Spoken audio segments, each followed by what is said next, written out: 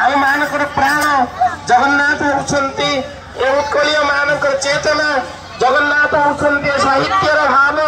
जगन्नाथ होउछंती आम जीवन प्राण केन्द्र तेणु आम मैंने सही भावधारा दूरे जाई आज आम मानकर अवनत होइछि आम मानकर साहित्य संस्कृति आम मानकर सामाजिक चलणी आम मानकर घरर चलणी आम पारिवारिक जीवन आज दुर्विषह हो जाइछि तेणुक चारण गोष्ठी आह्वान दउछि चारण गोष्ठी तार ध्वनि रे कहूछि आमर लक्ष्य सुस्थ समाज प्रकृति रे आपण माने प्रश्न करंतु ए समाज असुस्थ होइछि कि आज आमे समाज रे चलिया पाई बा बंचिया पाई आम मानकर सहयोग बा आम मानकर सामाजिक चलणी असहयोग होइछि कि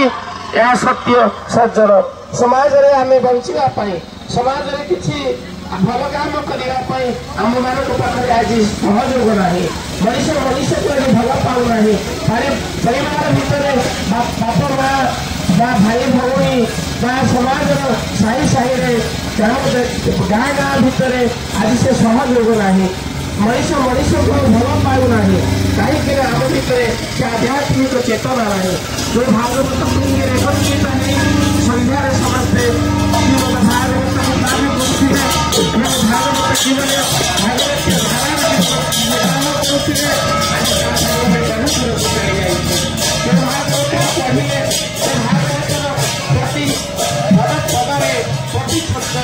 जीवन कथा लिखा जाए